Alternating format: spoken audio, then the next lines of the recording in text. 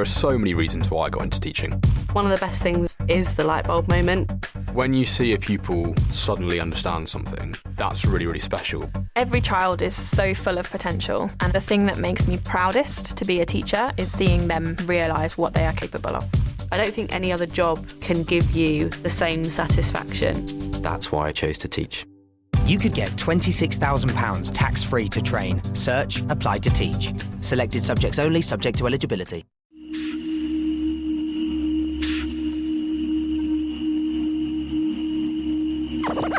Ladies and gentlemen.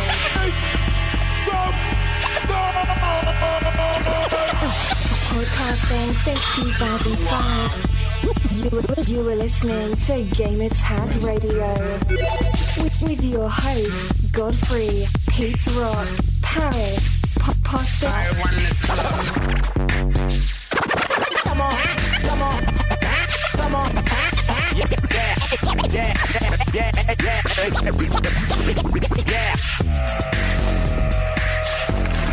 Welcome to Gamertag Radio, episode 544. This is your host, Godfrey. Also, you could call me Danny, and this is a special episode because it's our 11th birthday. So I have the whole crew here. Let's start off with Paris. Welcome back, Paris. Hey, happy birthday, Danny. What do you mean happy birthday? Happy birthday to us. It's all of us. Oh, okay. Jesus. I said happy birthday because you're the only person that has been here since day one. Okay, you don't have to scream at me. It's okay. It's okay. All right, we also have Patrick here. Patrick, what's up? Hey, what's up? Happy birthday to GTR in general. But yeah, 11 years, man. Congrats, Danny. I'm so far. Yeah, how old were you 11 years ago? You were what? Oh my God, I was 16. Young 16-year-old. Oof. Struggling through high school. Oh my God. Couldn't play scary games. Yeah, it seems ages ago. But it's fun. So that means no Resident Evil for Patrick. No Silent Hill. None of that. Too spooky.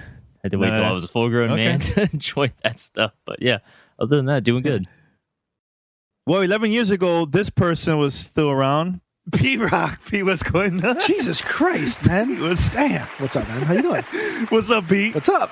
What's up? I'm doing good. Nah, man, just excited, man. It's been an interesting couple of days, but just getting ready for my trip to Tampa, and Paris and Patrick, they're going somewhere this week, too. That's going to be interesting. My old ass is staying home. And Pete's going to stay home. My old ass is staying home.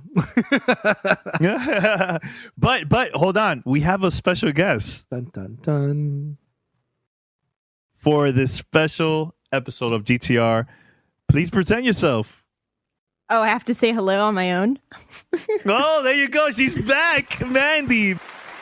What's up? What is up for the 11th anniversary? I make an appearance. This is like a perfect episode to have Mandy here, right?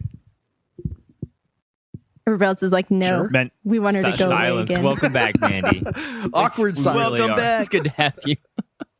Yeah. So what's up, Mandy? How's everything? It's been a long time. I think the last time we recorded was during E3. You came to the studio and record over there with Q and everybody. So it's been a while. Things are good.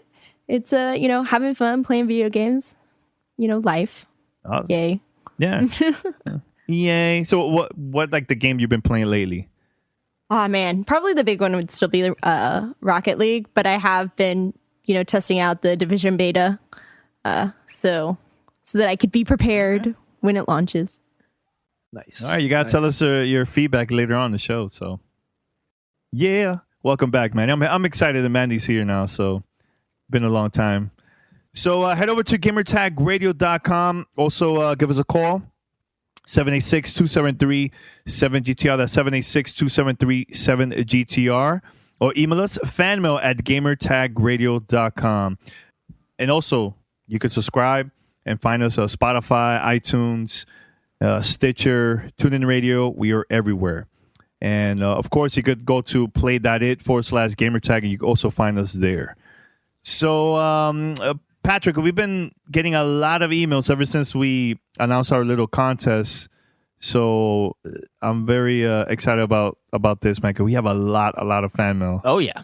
God, it keeps pouring in. Thanks for all the support, guys. We love hearing from you. Definitely.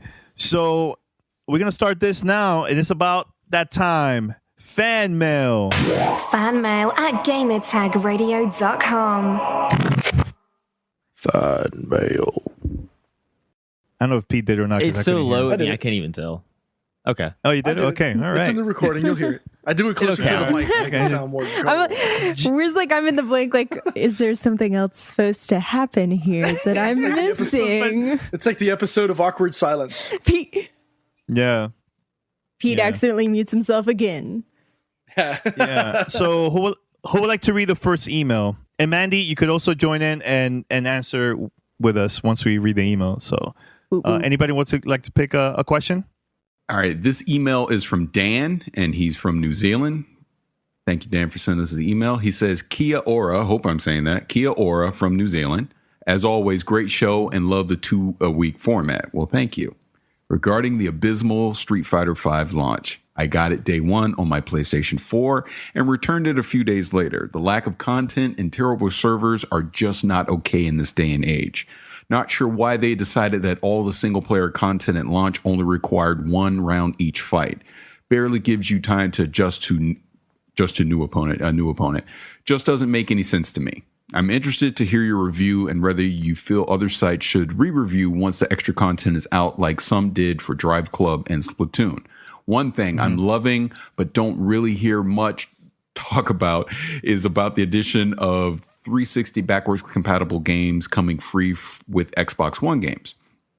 This is a huge feature that should be celebrated by the gaming community as there is no downside. Well, depends on who you ask on Twitter. Well, Depends depending on what the internet says. Exactly. Yeah. Well, depending where you look, I guess. Personally, I'd much rather get the games than some steel case or cosmetic DLC. Fully agree. Now that Microsoft has set their new standard, do you think Sony/Nintendo should respond, and how much would they do it? PS Now codes, PlayStation Classics were relevant, etc.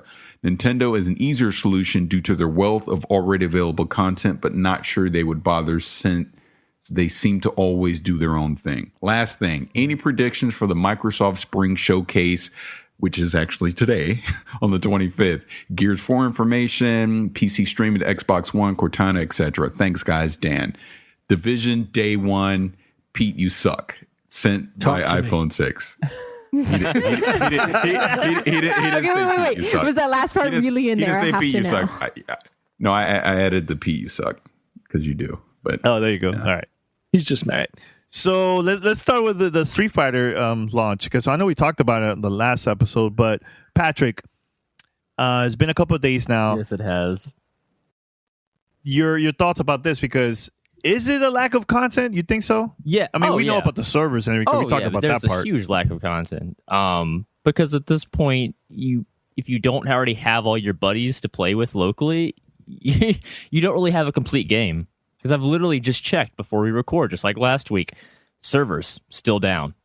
More down, it seems like, than they were before. So I don't know if they're undergoing some heavier maintenance that maybe when they come back up, they'll work better. But right now, I still can't play online games. But I can still play with my buddies, so I'm still having fun with the game.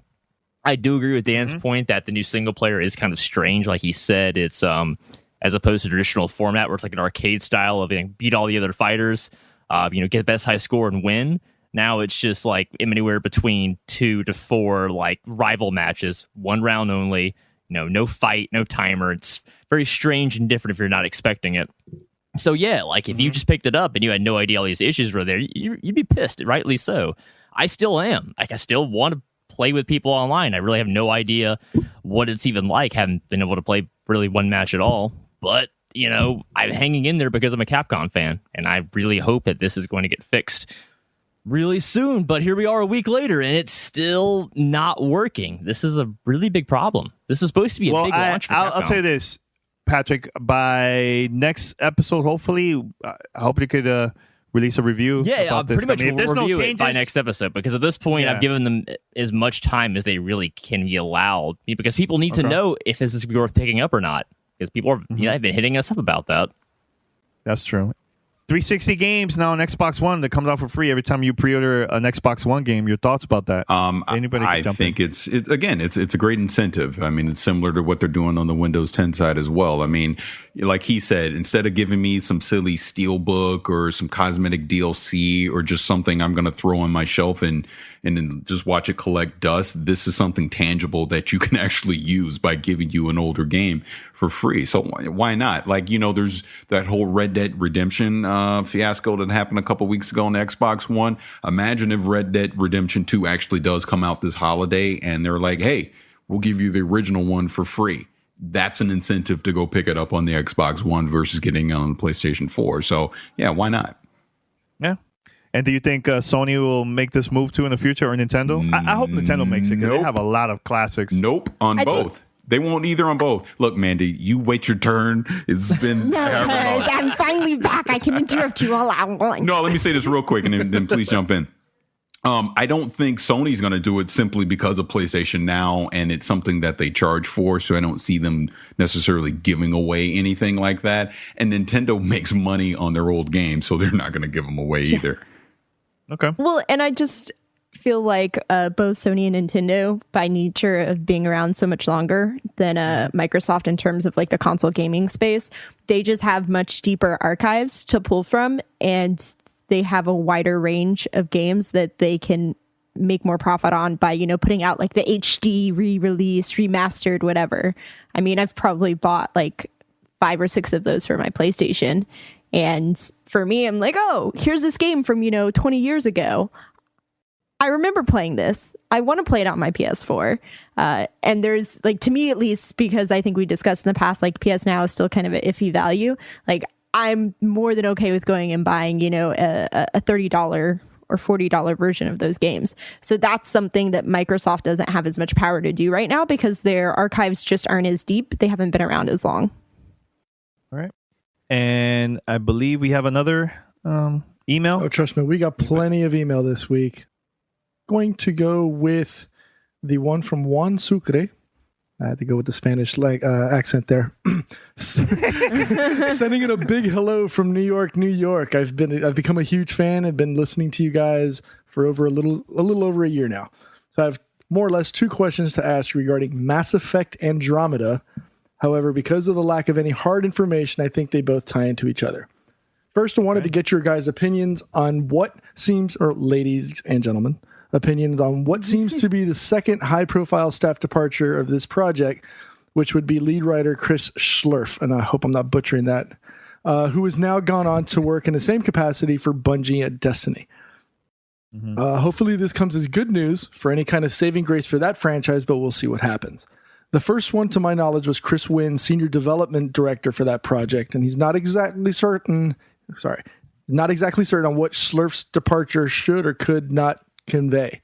And I don't want to warrant any kind of speculation that's detrimental or untrue of what actually has been occurring at BioWare. Second question is geared towards their marketing campaign so far. And he says marketing in air quotes.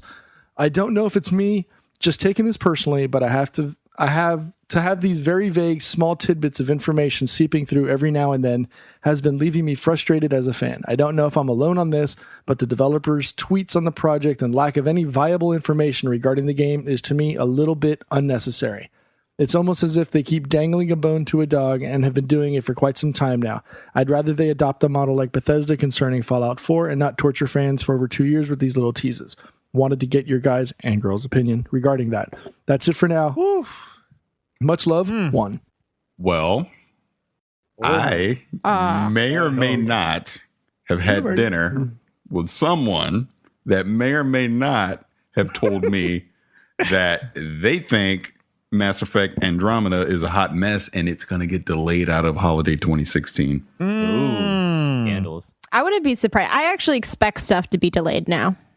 Like, it's for the best. I'd hate for games to come out and have to be patched and all the hype still. like it sucks, but here's the thing is like the industry's a totally different place now. So like there's always this rush to put especially these huge AAA titles, like there's a rush to get them out to market because you know that those are going to make you big bank. But at the same time, the rush is coming from usually top management, not from production side, because like production, they're always going to want to fine tune his stuff as much as they can. Oh, of course. So like it's kind of one of those where it's a hard place to be because do we know much? I mean, we don't know too much about the second departure, right? Like there's no info.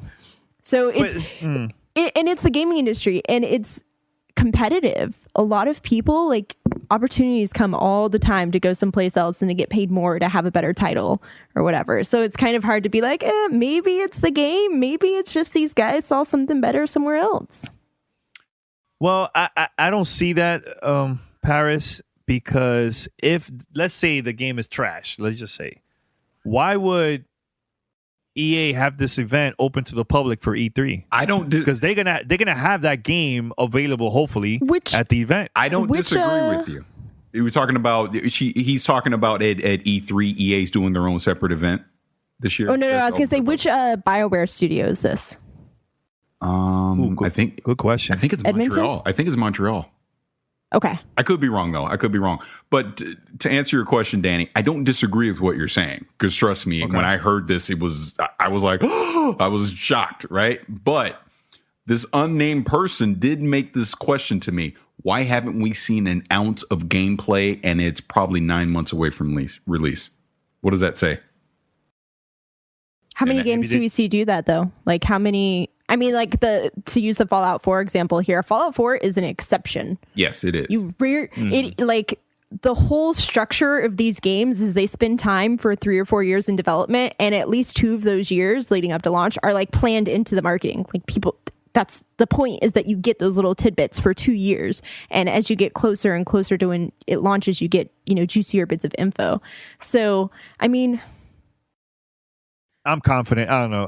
I think that I will wait to E3 and then I could comment. I'm like, agree. It's early. I agree. It's way too early right now. But comment, it's not though, Danny. It's not. It's 9 months away. I mean, other AAA games, you're at least seeing a trailer. You're seeing some piece of gameplay. You're seeing something. The fact that we've seen nothing from Mass Effect Andromeda other than that teaser trailer last E3, it raises an eyebrow is all I'm saying. I'm not going to just simply give them the benefit of the doubt and go, oh, everything's going to be okay. Because trust me, there's let's be real.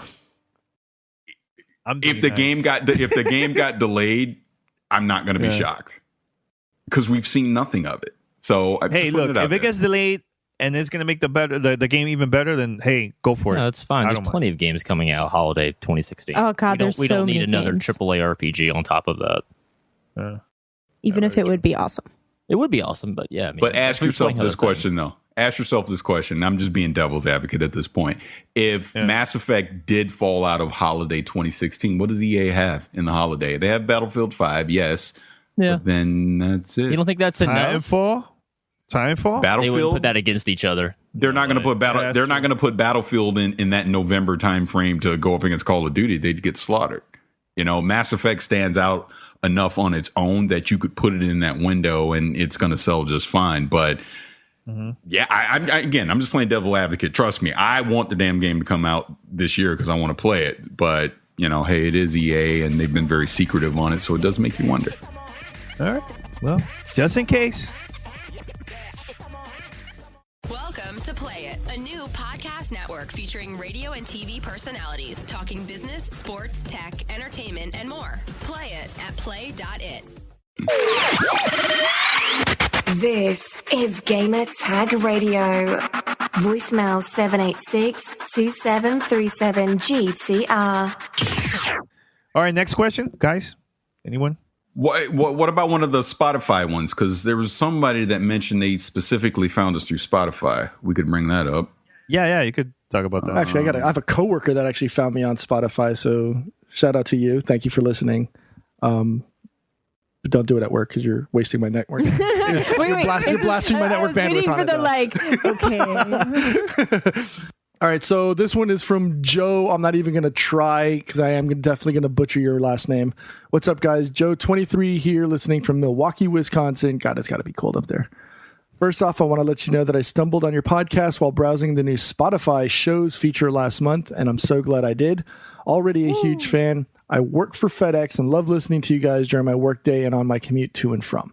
Here's my question. I don't know if any of you guys have read into this at all, but there is a group known as Aperion that is basically a huge basis of fans that are trying to remake KOTOR on the Unreal Engine. I'd love to see this game remastered. I think we talked about that a while back. But I'd also think it's a long shot, and I don't want to get my hopes up. Please let me know what you guys think. I'd love to hear your opinion. Also, please add me on PSN. My name is Uncle_Rocco. I'd love to rock some online with all of you. Keep up the great work, Joe. All right, thanks for the email, Joe. Appreciate it. I think we did talk about this a long time ago, Well, right? we talked about what we would love to have redone. Yeah. So ideally, like in our minds, but now there are people, Right. and as not just any Unreal Engine 4. So if you go to their website, PyrionGame.com, there actually are some really nice renders of familiar settings, like the Ebon Hawk, Tatooine, places that if you go back and look at them, a little dated. They weren't really designed for widescreen resolution, and they really look good, even in conceptual stage right now. So I don't really know how realistic of a goal this is to undertake such a massive project, but I really hope they can do this, and I hope that they don't get a cease and desist letter from Disney, because I think Disney has a lot better things to worry about than And EA too. In an EA than a decade-year-old Star Wars game, a great one that it is, possibly one of the best ever. But this is cool. I would like for this to maybe end up going the way of that Black Mesa project that got the green light from Valve and got to be sold on Steam. The dream of any modder out there. This is the kind of thing I would throw money at. I'd love KOTOR, but it's kind of tough to go back to it in some aspects. Maybe a fresh coat of paint and some new gameplay design might be just what people needed to maybe get some interest in possible KOTOR 3. I don't know if BioWare even pays attention to this stuff at all, or they're just so busy with the Old Republic MMO they just have their nose to the grinder and that's it. But I hope there are people out here paying attention to how hardcore these fans are, because KOTOR is an amazing, legendary game. Oh, one of my favorite Star Wars games. One of my favorite games of all time. I love it. And that's so cool. Is this fans that are trying to recreate it? Yeah. I don't see this game, this project lasting that long. Because as soon Disney finds out about this, They'll probably be like, no, they've got the lockdown. Yep. But then the other thing too, I guess from my side, is if it's a fan made recreation, like I feel like the breadth of that project, because it's KOTOR, is so large that there would be some things that you just couldn't possibly be able to recreate on the same level without having approved access to like original information about the game, like just some of the like design side stuff. You can make it look great, and maybe you can have some of the same elements, but I feel like there'd be a lot to it that you just have to make up and be like, I think this is how it was. Well, yeah, you'd have to mimic a lot of things. You wouldn't get the geometry 100% right, but I mean, again, I don't think anybody's expecting a 1-1 recreation of a game of KOTOR's scale. Even at that time, was really impressive. It looks beautiful though. But even if it's just like the Ebon Hawk, or if it's just Tatooine, smart portions at a time, I'd still love to run around a prototype of this build if that's possible. Even like a tech demo, yeah. Even if it's like you haven't even added in the combo yet, I'd still like to experience their version of these classic sequences from KOTOR. That would be really cool. All right, we have a lot more emails here. Let me see. Let me look for. You guys could look too and pick something. Well, I got this Lucian one about the E3 question. All right, go for it. Okay. All right, here we go. You can do it, Paris. We have faith. See, Mandy, you interrupt me. You mess up the whole flow. Now I have to You took a breath. You left a space there. Now I have to start over. I go for it. No, here we go. All right, this email is from Lucian. I hope I'm saying that name correctly. He goes, or she goes, just wanted to say I love the show. It seems every podcast is already talking about E3 and what may or may not happen. So it got me and my friends talking about what would top last year's show. Obviously, Nintendo is going to show the NX or whatever they are going to call it. And we all felt that Sony showed all its cards last year.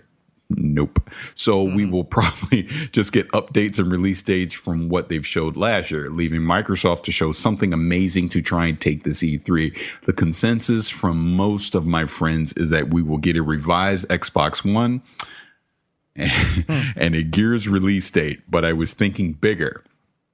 It seems that Microsoft is trying to push everything to one platform via Windows 10. What do you think of a Steam app on Xbox One? I think this would be a move that would open up the library of games and further blur the lines of PC and Xbox One. I can already picture Phil just casually opening Street Fighter V via an Xbox Stream app. The only bad thing about this is the graphics would have to be locked because of the hardware limitation of the Xbox One. I would love to hear your opinion on this. Negative Ghost Rider. Yeah. His Sony thing, no. I mean, they have so many studios working on things. They can still drop a few bombs for the future. I really hope Microsoft still has some things up their sleeve. I do agree with him that they're really trying to push this. Well, when we talked about this before, the Xbox One is a Windows 10 device. So they really are pushing the Windows 10 platform as being a universal gaming, platform. That's what I'm trying to say. Allow myself to introduce myself. Go right ahead. We'll let you. But as far as the Steam app goes, I know we talked about this, like a year ago, right? When we were speculating E3 last year that potentially they could do something like that. They really are trying to push their Windows 10 store, so I don't know if they're necessarily going to do this again. I was having dinner last night with a certain someone, and we were kind of speculating about this too, that we may see a revised Xbox One at this E3. So I actually wouldn't be surprised to see that. They're like a Slim? Yes. I mentioned that a couple months ago, but yeah. And I was ignored, but go for it. But like your opinion is invalid, Danny. Jesus, Danny. Now I forgot what I was going to say because you interrupted me, Danny, like you always do. Mm-hmm. I don't remember what I was going to say. I don't know. You kind of covered the main points, which is Microsoft's investing on this whole Windows 10 economy thing, which means that they want to push the Windows 10 store in their own apps. And I guess I just seen too many partnership, like agreement, whatever, working with like PlayStation and Steam, like, Rocket League. I'm so sad when everybody tells me that they got it on Xbox One, because I'm like, even if I play on PC, I can play with people on PlayStation. So I just like Microsoft would have to give something really enticing to make that connection happen. Oh, I don't know. Like, I feel like Microsoft showed a lot of stuff last year that was like, let's just announce things that that look good, but we're not going to give you any real ETA on. And so I feel like half of their show this year is really going to be rebringing those titles back in to be like, okay, now we're actually getting close to launch stage. You can really see something. Reminds me of Sony, but okay. Yeah, 2 years ago, maybe? They do it every year. Every year. So, what happened, Paris? No, I remember what I was going to say. Again, this goes back to Miss Cleo from last year. I hope and pray that they make the Xbox One a streaming device from the PC, not to the PC. Do it the other way around. That's what I want to see. If the Xbox One can be in your living room and you can stream your PC games to it. Because matter of fact, I got the NVIDIA Shield. Shout out to Pete. Yeah, and it works just like a Steam. Like literally, I can stream my entire Steam library, my GOG library, everything to that NVIDIA Shield, and it works great. So if they can also do that with the Xbox One, I would look forward to that. How much is that? How much I spend? Like $200 on it. Oh, that's not bad. Okay, worth every penny. For various reasons. So like have it be like based on the operating system, so Windows 10, and you're streaming your desktop, and then just whatever programs you're running on your computer will then be accessible through the Xbox One. Well, that's how Steam Link basically works right now. It's just emulating your desktop. But in this case, what you're saying, it'll be based on the operating system. So yeah, because I'm sure they're going to lock it down to Windows 10. They're not going to let you like stream over Linux OS or something like that. Again, they're trying to unify the whole Windows 10 platform. So if you have a Windows 10 PC, you can stream the contents of that to your Xbox One, and then vice versa. It just makes sense. Paris, I know we travel a lot. I know you're traveling this week. You're going to a location that I can't mention the name yet. Wait, can we? Yeah, going to San Francisco. As people are listening to this, I'll be in San Francisco. Yeah, and I'm going to Tampa. And usually when we travel, also like every time we go to E3, we always get Uber, right? And I think this is like a great way for people that would like to, get some extra money. I think they should drive an Uber. I think that's a great way for, especially the gamers, they want like to buy a lot of games for this year. So here, how you could do it, how you could join and be part of Uber. It's very easy. Go to drivewithuber.com to sign up for free. You could do it right now on your phone. Second, answer a few basic questions about you and your car, and then get approved. Third, start driving, and that's all is to it. I told you it was very, very easy. And I know we have a couple friends, right, Paris, that is actually doing this on the side, which is great. You know, some extra income. We know a few people that's doing it part-time right now, which is great. And, you know, since we're just talking about Uber anyways, I think my best Uber story ever was when Pete and I were in London, and I went to go have dinner with a friend. And I took Uber, and it totally worked. You know, I'm in another country, pulled up the app, boom, boom, boom. Guy picks me up, brings me to the restaurant and all that. But then after I leave the restaurant, I went to get an Uber because I was in kind of a shady neighborhood, and it kind of took a minute. And I was sweating it a little bit. I was like, oh, man, is anybody going to pick me up? But then, yeah, I mean, you're tracking it on the app. Uber driver came, picked me up, took me back to the hotel, and everything worked out great. So, yeah, Uber's awesome. I love it. And see, the cool thing is, too, that this is very flexible. So, you know, you don't have to quit your day job. You could just do this on the side. And, hey, make extra money on your own schedule. You know, so go to drivewithuber.com. That's drivewithuber.com. Once again, drivewithuber.com, and get some extra cash. All right. And we have more emails. No, that's it for the whole week. No, that's it. There are always more. Well, actually, I have a voicemail. I'm going to play this voicemail right now. Hey, what's up, Gamertag Radio? How's it going for you guys? This is Keon calling from Baltimore. Just wanted to say real quickly, I definitely continue to enjoy the show. I think it's fantastic, and thank you guys very much for your hard work. But the question I had was actually for Danny, personally. I just wanted to know, Danny, you've been doing this thing for so long, man, 10 years strong, you know, being able to have gotten inducted into the Podcast Hall of Fame. I think you said you guys were the first video game podcast to actually get that, as far as the host goes.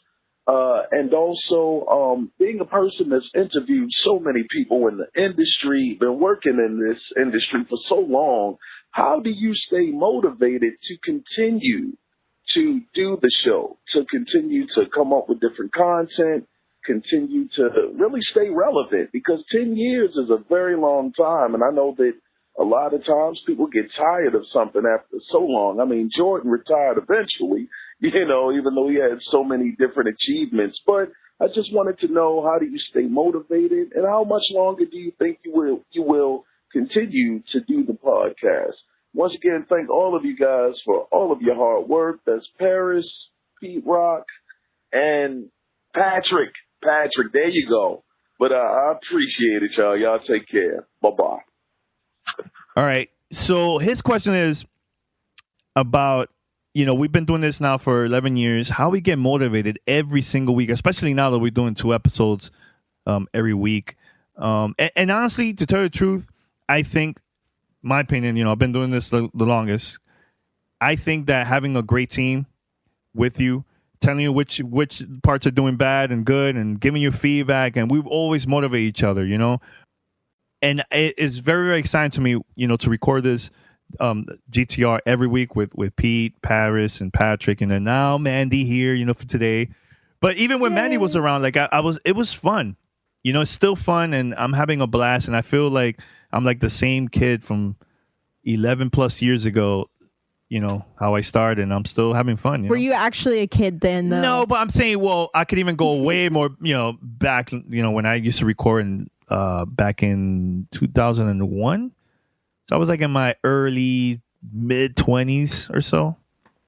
So, but yeah, I think having the right people with you, I think that's going to motivate you too. And not only that, you know, getting emails from the listeners, you know, worldwide, thanking us that they listen to the show while working or while traveling or driving. Like it's cool, you know. And plus, opportunities been coming up, you know, for us. But I think the combination of all that stuff makes me want to like just continue to work, you know. So, but thanks guys for being there and always motivating me to record every week. And everybody's quiet, but thanks. All right. We're letting you talk. We're not awkward silence. Yeah, we're episode. not trying to break up the conversation. We're letting you get it out. I know. Just like, I know. get your feelings out. To get all sappy right now and here we soft go. like Charmin. Oh, here goes. Do I need tissues? You're the reason that all of us are even podcasting right now.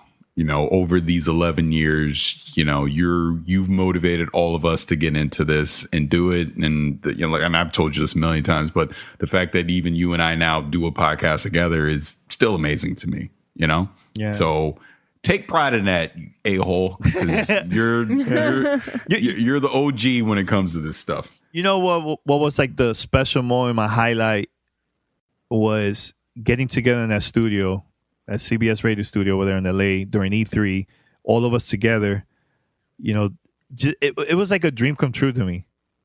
You know, so, and having Manning there and Q too, it was just like an amazing moment for me, man. So it's awesome. Hopefully we could do this more often and record in other studios. Let's make it happen. Welcome to Play It, a new podcast network featuring radio and TV personalities talking business, sports, tech, entertainment, and more. Play it at play.it. This is Gamertag Radio. Voicemail 786-2737-GTR. All right. We have more emails there, right? So who would like to read the next one?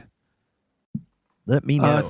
I think I'll do this one. I think we kind of discussed this whole controller versus keyboard thing a while back. I know Paris, I think, was out that day. I'm pretty sure we already know his position on keyboard versus controller. Mm-hmm.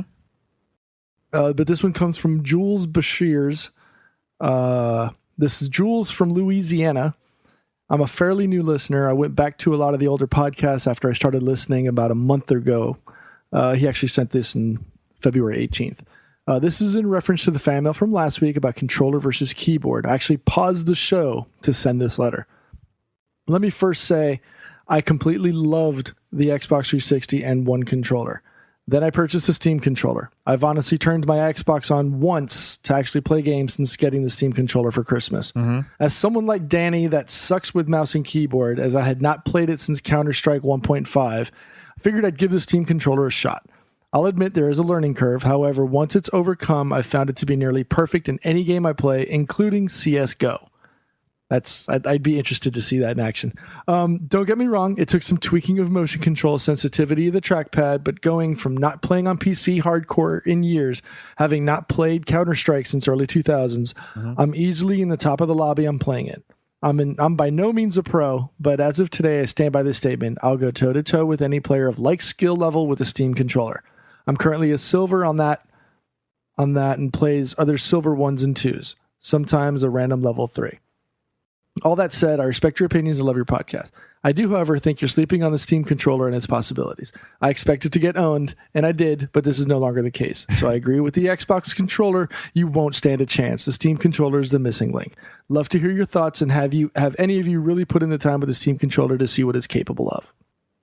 I think it's only two of us that tried the Steam I haven't controller. tried. I wanted to, but never had the opportunity. I mean, I like the Steam controller. To me, it depends on the game. Like, you know, to me, there's certain games that, like, for example, I'll give you a perfect example. First-person shooter, BioShock Infinite. I played it both with my Xbox controller and also the Steam controller. I think playing the Xbox controller, I feel more comfortable playing it. I know it all depends on the game too. Now, if it's games like strategy games or RTS games, I think that's like the perfect controller. You know, so it all depends on the game for Steam. So, Paris, I know you've been playing it too. Do you play that a lot, like the Steam controller? No.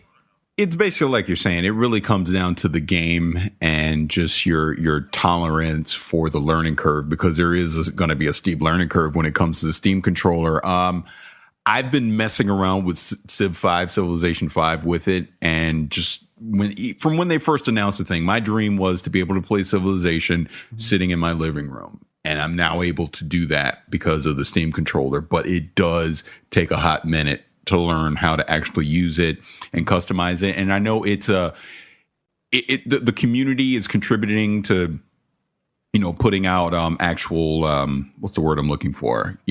Different layouts to use with the controller with various games and all that. So that controller is always going to be a work in progress, and it's going to get better over time. And there's been firmware updates, with sensitivity and things like that. I like it, but I don't think it will ever be my primary controller, because at the end of the day, if I'm on the PC playing, a keyboard and mouse is going to trump that every time.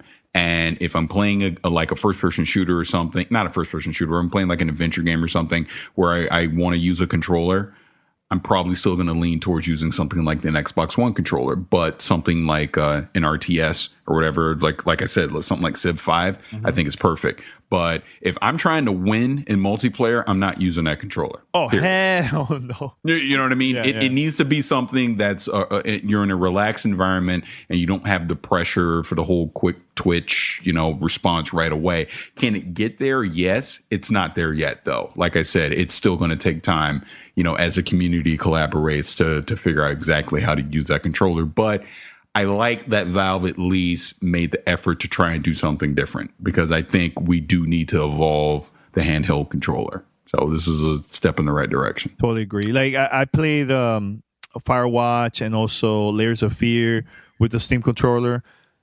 Love it. I know that Capcom is planning to also have this game for Steam OS. Plus, you could use this controller in the future. I think spring. I don't know if I see myself playing that with the Steam controller. I think it's a little bit too fast for me, so we'll see. All right, so we have let's read one more question, and I think we'll be done for this. There can only be one. There's only going to be one. Mandy, you could jump in. You could interrupt. I haven't played with a Steam controller, so anything I say will be like... That's fine. It's fine. I'm just saying for future questions. I mean, I could ask questions myself, I guess. I don't know. Yeah, I'm so used to playing. I still play with a Xbox 360 wired controller when I use a controller on my PC. So, okay. I don't know. Maybe I'm too old school. I've had it for too long. Okay. VR or not to VR? That seems to be the question. I think it's probably one that's shared across by everybody. Hey guys, it's Matt from Columbus, Ohio, aka Arctic Warlocks. Love the podcast. I've been really enjoying the double episodes every week. Thank you. I have a dilemma and would like to hear your take on this. Possibly others are in a similar situation. I have a PS4 and really intrigued with PlayStation VR. With the unknown cost for additional controls, camera, and content for the experience, purchasing an Xbox One is an alternate possibility for holiday 2016. Do you think the VR jump this year will be worth it? I guess the bigger question is, do you think it's possible for manufacturers to release a second version of VR on the current consoles? There would be some ticked off first-gen people if that happens. It's always going to happen. Anyways, I have not tried any of the headsets, which is a must before purchase, but I'm trying to plant the seed early with the wife, aka management, to justify getting one later in the year. That's what I call mine. So let's be real. You gotta get approval, right? Let's be 100% real here. If you try to do that without justifying that, but to your spouse, you're going to be in a world of hurt. Let's like the Broncos fan who got tickets and the whole Broncos Super Bowl experience and paid $30,000 without telling his wife. You think he's still married, even though the Broncos won the Super Bowl. You think there's still a possibility that they're still married. Anyways, sorry to digress here. For another console, I've got a group of friends on Xbox One that I would love to game with, but already having a PS4 and Wii U, getting a third console may be overkill, but would not cost as much as going VR. My real issue is getting my wife on board. She once made a comment saying, "You have a shooting game already. Why do you need another one?" Any advice on this? I'm going to step away from that one. If you have any questions, just check out the hashtag Destiny Wife. What is it? Destiny Wife Problems, whatever. Looking forward to hear what you guys have to say. All the best, Matt. Well, here's what I got to say. You do this. You walk into that room, you look her dead in the face, and you say, "I'm sorry, dear." That's ask for forgiveness instead of permission. Yeah. sternly. Yes, and point your finger when you're doing it too. Let her know you. This is not a game. I'm sorry. Wait, point your finger at her. This is not a game. I'm sorry. Yep. I feel like this isn't matching up, man. How is this working for you, Paris? Hey, 20 years. This is how it goes. This is what you do. Hey, 10 years this year. Nice. It's a give and go thing. If it's not so much planting the seed, it's just being honest with them. If very true. Your spouse knows that this is your release, this is your getaway from the day-to-day hassles of life, there may not be a problem with it. Not to say that every spouse is the same. Finances obviously are a major bone of contention in a lot of divorces. God, geez, when did this all of a sudden become Dr. Phil? Continue to give us relationship advice, please. Dr. Phil Radio. I am not the king of relationship advice. All I will say is just be honest. And if it takes you sacrificing something else to put a little bit of extra money on the side, $5-10 every paycheck or every week or something like that. Actually, it's gonna have to be about $10 every week if you hope to get close to anything VR related.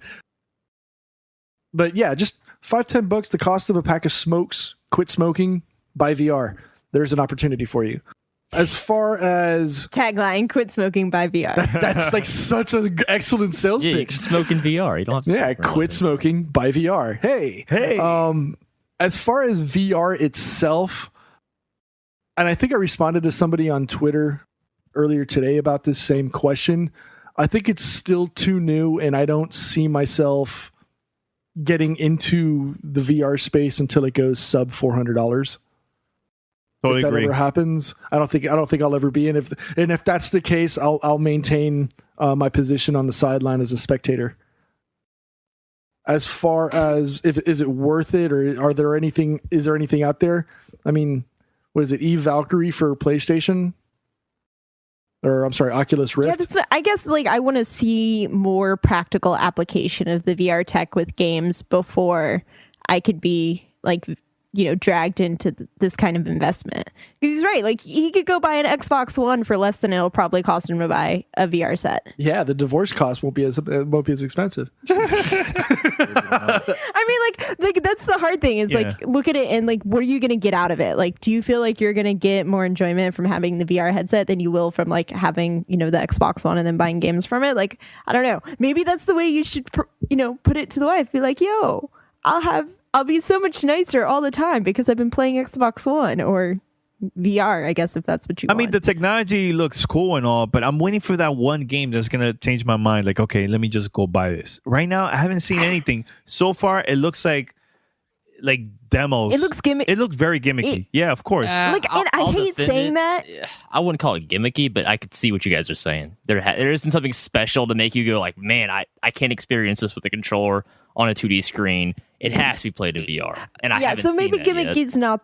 Gimmicky isn't the right word, but I don't know. After how pretty much most of the gaming industry got burned by the whole Kinect and motion gaming and stuff, I guess my stance on it is I really want to see them do something, like you said, where I say that I'm going to get this experience I can't get any other way than to put the money down on this peripheral. And right now I don't see that. It's all really cool looking, but being really cool looking and being worth $500, $600, $700 when that gets me 5, 6, 7 maybe more games is kind of there's nothing there yet that says this is really going to turn into something more. I mean, because wasn't it we had motion control gaming, and then we had what was it, 3D? Oh, no, 3D was the big one. That was 3D is the future. 3D, I mean, the 3D, wasn't there one of the games was a 3D demo at I remember EA press conference. It was Crisis or something. Well, I think Sony was pushing that really, really hard too. Uncharted 3. So I look at it and I'm that seems really cool, but we've been burned on too many things in the last 5 years where they go, this is going to be so cool. It's the next wave of gaming. And then nothing actually comes of it besides maybe going out and spending $1,000 on something. Yeah. I mean, it's cool that companies are are trying to make some change in the gaming, to get new experiences. But I'm just still waiting for the right thing, because right now I just don't see it, in my opinion. I feel like all these VR that's out there from different companies, way too expensive, too early for me.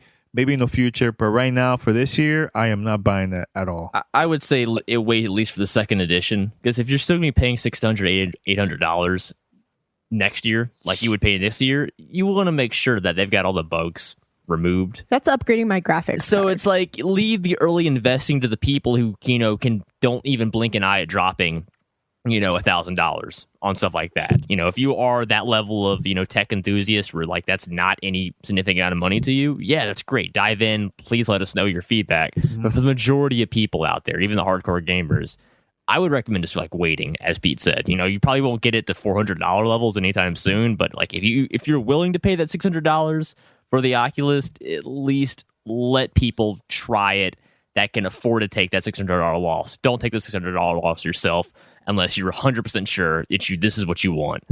So I'd advise caution.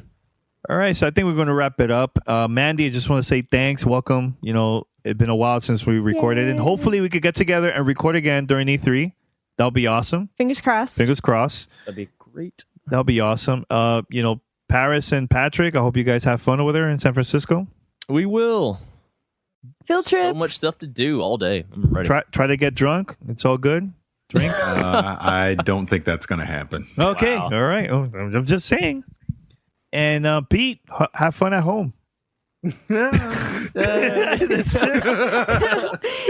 can just feel the excitement coming from Pete. I'll just keep giving relationship advice on Twitter. Yeah, That's Pete's going to retire from calling. gaming. He's like, you know what? I'm just going to give advice. That's my new calling. Relationship advice on Twitter. Nice.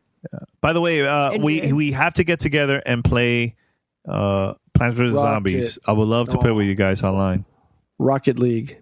And Rocket League. Four of us on Rocket But see, everybody, You're on Xbox. Yeah, that's the problem. Everybody has different versions. So I'm like, which one should I Wait a minute. Don't we all have PlayStation 4? Yeah, we could do that on PlayStation 4. I'm down with that. I'd rather do it on PlayStation. Okay. Yeah, my Xbox is disconnected. So the hate continues, ladies and no, gentlemen.